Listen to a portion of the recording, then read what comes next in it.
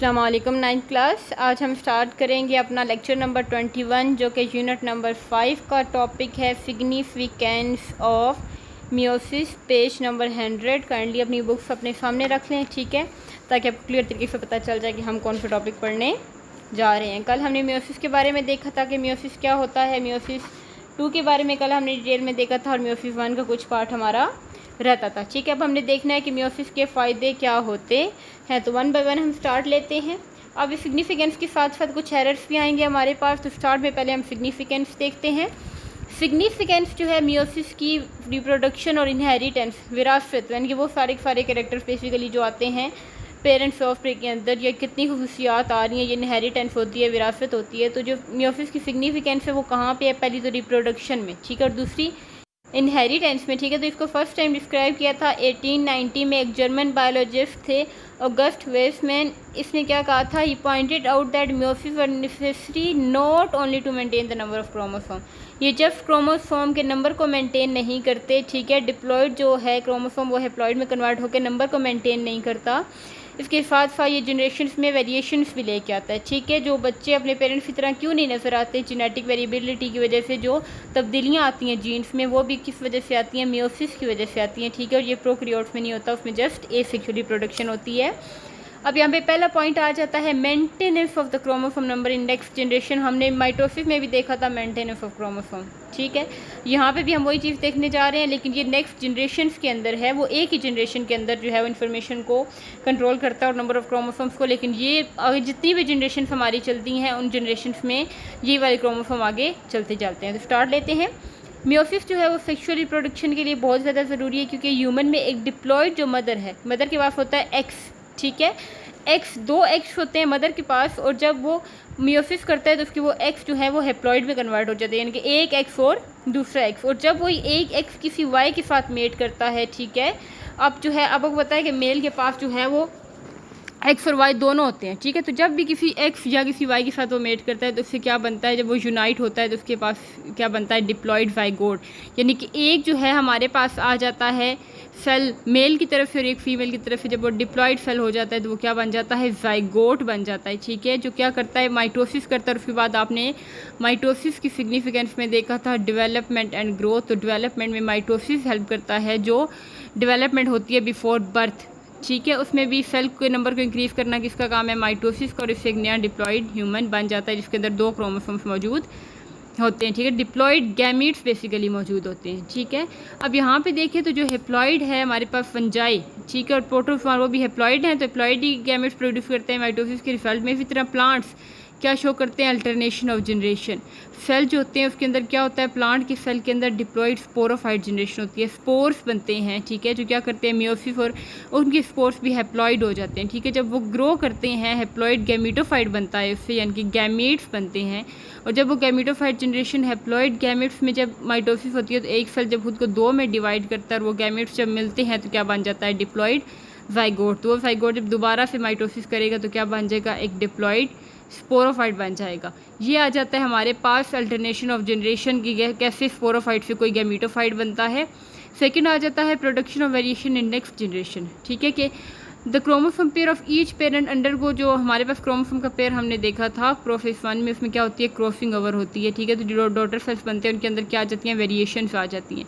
फिर जब gametes mail और फीमेल के फ्यूज़ होते हैं तो उससे क्या बनता है? ज़ाइगोट। और एक जो बेबी होता है उसके अंदर दोनों कैरेक्टर्स होते हैं, दोनों के, मेल के भी और फीमेल के, यानी कि फादर के भी और मदर के भी, ठीक है। ये वेरिएशंस बहुत अहम होती हैं जो हमारी अगली सारी जनरेशन्स में जाती हैं, ठीक है, क्योंकि माहौल के मुताबिक रहने के लिए, माहौल में खुद को अडॉप्ट करने के लिए वेरिएशंस का होना ज़रूरी है। जो बीमारियां हमारे फोर फादर्स में मौजूद थी, अगर वेरिएशंस आती हैं तो वो उस तरीके से हमारी जनरेशन में नहीं पहुँच सकती, ठीक है।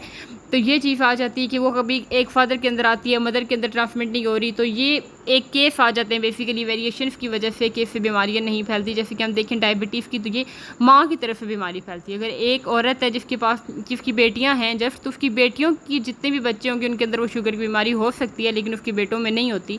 ये चीज़ पे आ जाती है कि जेनेटिक वेरिएशन आ चुकी है। वो वाला पार्ट क्रोमोसोम का जो डायबिटीज़ का था वो जस्ट फीमेल के अंदर जा रहा है, मेल के अंदर नहीं जा रहा।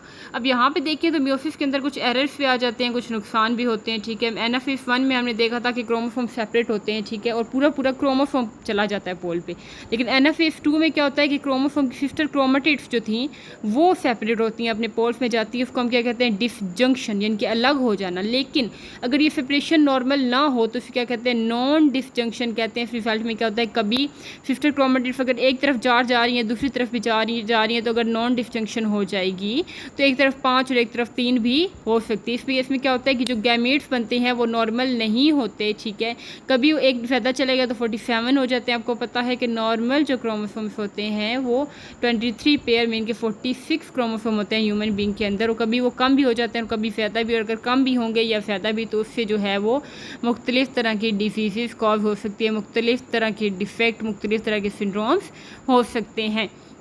इसके बाद अपनी बुक खोलें क्योंकि यहाँ पे ये पिक्चर इतनी क्लियर नहीं है, ठीक है। पेज नंबर 101 पे आपको माइटोसिस और मियोसिस का डिफरेंस बताया गया है कि माइटोसिस और मियोसिस में बेसिक डिफरेंस हमारे पास क्या होता है। तो आपने ये देखा था, सबसे पहला डिफरेंस तो आ जाता है कि माइटोसिस में एक ही फेस होती है और मियोसिस में 2 होती हैं, मियोसिस 1 एंड मियोसिस 2, ठीक है। पहला आ जाता है प्रोफेस में देखिए तो होमोलोगस क्रोमोसोम जो है वो पेयर नहीं बनाते क्योंकि मीन क्रॉसिंग ओवर नहीं होती, लेकिन मियोसिस में क्रॉसिंग ओवर होती है। मेटाफेज में देखें तो सारे के सारे क्रोमोसोम जो है वो सेंटर में अलाइन हो जाते हैं, ठीक है, क्रोमोसोम। लेकिन मेटाफेज मियोसिस की जो मेटाफेज है उसमें होमोलोगस पेयर पूरे के पूरे पेयर जो हैं वो अरेंज होते हैं, ठीक है। इसमें तो जस्ट क्रोमोसोम पेयर की फॉर्म में नहीं और उसमें पेयर की फॉर्म में मियोसिस में अरेंज होते हैं। थर्ड आ जाता है एनाफेज में देखिए तो क्रोमोसोम ब्रेक करते हैं और उसकी जो क्रोमेटिड्स होती हैं बेसिकली सिस्टर क्रोमेटिड्स वो पोल की तरफ जाती हैं। लेकिन एनाफेज 1 देखें तो सारे के सारा पूरे का पूरा जो क्रोमोसोम है वो जाता है पोल की तरफ, उसकी सिस्टर क्रोमेटिड्स जस्ट नहीं जाती मियोसिस के केस में, ठीक है। इसमें पूरे पूरे पेयर जो है वो मूव करते हैं पोल्स की तरफ स्पिंडल फाइबर में, और माइटोसिस के केस में जस्ट सिस्टर क्रोमेटिड्स मूव करते हैं, उसमें पेयर मूव नहीं करता। होमोलोगस एक जैसे क्रोमोसोम मूव नहीं करते अपने पोल की तरफ, इनमें क्रॉसिंग ओवर भी नहीं होती और मियोसिस में क्रॉसिंग ओवर हुई हुई है, उनकी सिस्टर क्रोमेटिड्स जो है वो एक्सचेंज हो चुके हैं। लास्ट आता है डॉटर सेल्स जो बनती हैं टीलोफेज में देख लें तो daughter nuclei contain diploid number of chromosome आ जाता है, हर क्रोमोसोम के पास सिंगल क्रोमेटिड है, ठीक है। लेकिन जो देखें डॉटर सेल मियोसिस की तो इसमें क्या आता है कि daughter nuclei contain haploid number of chromosome, each chromosome has 2 chromatids. अब उसमें देखें तो एक क्रोमेटिड मौजूद होता है। हिप्लॉयड नंबर सिंपल आ जाता है माइटोसिस में कि कोई भी क्रोमोसोम का नंबर चेंज नहीं होता, जितना पेरेंट सेल के अंदर है वही सारे के सारे डिवाइड होकर आ जाते हैं डॉटर सेल्स के अंदर। लेकिन मियोसिस के रिजल्ट में ये केस नहीं होता। इसके केस में क्या होता है कि जो हमारे पास डिप्लॉयड नंबर ऑफ क्रोमोसोम्स हैं इनके पास दोनों क्रोमेटिड्स मौजूद होती हैं, इनकी डॉटर सेल्स जो कि साइटोकाइनेसिस के रिजल्ट में बनती हैं। जब प्लांट सेल में जो है वो फ्रेगमोप्लास्ट हो जाता है और एनिमल सेल में बेसिकली जो है वो साइटोप्लाज्म दरमियान से पिंच कर जाती है, ठीक है। तो ये कंडीशन आ जाती है हमारे पास difference between mitosis and meiosis के अलावा आप खुद से भी डिफरेंस लिख सकते हैं कि माइटोसिस होता है स्मेटिक सेल्स के अंदर और मियोसिस होता है जर्म लाइन सेल्स गैमीट्स के अंदर, ठीक है। मियोसिस में 2 फेजेस होती हैं, माइटोसिस में 1 फेज होती है मेन माइटोसिस ही, ठीक है। इसके बाद आप ये लिख सकते हैं कि जो माइटोसिस की इंटरफेस आती है इंटरफेस 2 उसमें एस फेस नहीं होती, सिंथेसिस नहीं होती, क्रोमोसोम डबल नहीं होते, लेकिन माइटोसिस में जो है वो इंटरफेस के अंदर क्रोमोसोम डबल हो जाते हैं, ठीक है। इसके बाद आपका लास्ट टॉपिक है इस यूनिट का जो कि है एपोप्टोसिस एंड नेक्रोसिस। एपोप्टोसिस और नेक्रोसिस बेसिकली क्या है, सेल डेथ के 2 फिनोमिनास हैं। एपोप्टोसिस क्या होता है, apoptosis is one of the main type of programmed cell death. इसमें क्या होता है कि सेल खुदकुशी कर लेता है, प्री प्लान होती है उसकी डेथ, ठीक है। पहले से ही पता होता है कि अब जो है ये सेल ख़त्म हो जाएगा। इस केस में क्या होता है कि सेल पहले सिकुड़ता है, ठीक है, एंड बिकम राउंडेड, और फिर वो राउंड हो जाता है क्योंकि उसका साइटोस्केलेटन सारे का सारा अंदर से टूट जाता है, एंजाइम उसकी साइटोस्केलेटन को तोड़ देते हैं और उसकी कोई भी शेप नहीं रहती, ठीक है। It's chromatin undergo condensation and nuclear annular break, और फिर क्या होता है कि जब उसका बाहर साइटोस्केलेटन टूट गया, सारे का सारा उसकी शेप चेंज हो चुकी है, तो उसके न्यूक्लियस के अंदर जो क्रोमोसोम हैं basically chromatin thread like structure है, धागे नुमा साख्त, वो भी क्रोमोसोम की फॉर्म में आती है। जैसे ही वो क्रोमोसोम की फॉर्म में आती है तो न्यूक्लियर एनवेलप टूट जाता है, ठीक है। इस केस में क्या होता है कि न्यूक्लियस सारे का सारा फैल जाता है, पूरे सेल के अंदर जो है वो छोटे छोटे क्रोमेटिन बॉडीज बन के फैल जाती हैं, और जो सेल मेम्ब्रेन है उसके अंदर क्या होते हैं, छोटे छोटे बर्ड, जैसे आलू के ऊपर आई बॉल्स बन जाती हैं ना, ऐसे सेल मेम्ब्रेन में छोटे छोटे बर्ड्स बन जाते हैं जिनको ब्लेब्स कहा जाता है। ठीक है, ये ब्लेब्स क्या करते हैं, ये सेल को तोड़ती हैं, जिनको अब क्या कहा जाता है, एपोप्टोटिक बॉडीज़ कहा जाता है, जो बाद में दूसरे सेल्स, इनको फेगोसाइटोसिस आपने देखा था यूनिट नंबर 4 में कि जो है सॉलिड पार्टिकल को कोई भी दूसरे सेल इनगल्फ कर सकता है, वैक्यूल की फॉर्म में हमने देखा था कि वैक्यूल इनगल्फ कर देता है सेल को। ठीक है, उनको जो है वो ख़त्म कर देता है जो सेल डिफेक्टिव होते हैं। तो ये बेसिकली सेल फाइगोसाइटोस हो गए हैं। ठीक है, एपोप्टोसिस के नक्कर when a cell if damage and under को, जब इस सेल में कोई स्ट्रेस कंडीशन आती है, ये सेल डैमेज हो जाता है, तो एपोप्टोसिस क्या करता है कि उस डैमेज सेल को निकाल देता है, ताकि सेल की जो बॉडी के अंदर बाकी सेल्स हैं उनके फंक्शन को कोई नुकसान ना पहुँचे। क्योंकि अगर एक सेल डैमेज हो चुका है लेकिन वो न्यूट्रिएंट्स भी लेगा, ठीक है, और वो अपने इन्फेक्शन को बाकी सेल्स में भी भेजने की कोशिश करेगा, फैलाएगा बीमारी को। तो इसलिए क्या होता है कि एपोप्टोसिस का बहुत ज़्यादा फ़ायदा होता है कि जैसे कि फॉर्मेशन ऑफ फिंगर्स देख लें।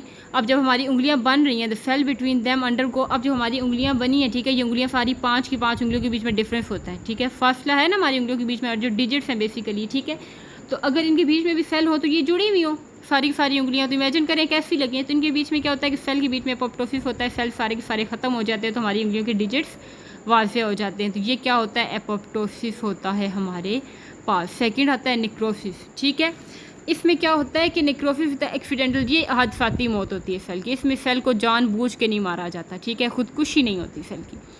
Death of cell and living tissue necrosis less sequential and, मतलब इसकी कोई स्टेप नहीं होते हैं एपोप्टोसिस की तरह।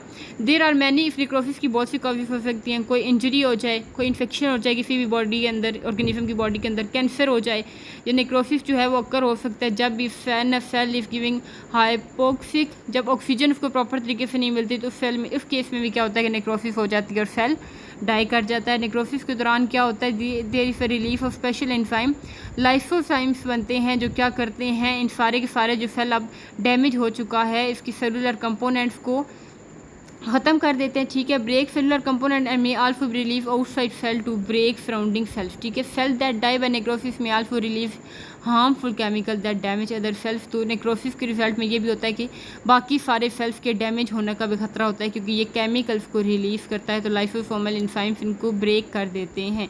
अब जैसे स्पाइडर बाइट्स, मकड़ी अगर काट जाती है तो इससे भी नेक्रोसिस हो जाती है कुछ कुछ एरियाज़ में। ठीक है, सेल डाई करना स्टार्ट कर देते हैं और लाइसोसोम्स के रिजल्ट में फिर वैक्यूल उनको इनगल्फ कर लेता है।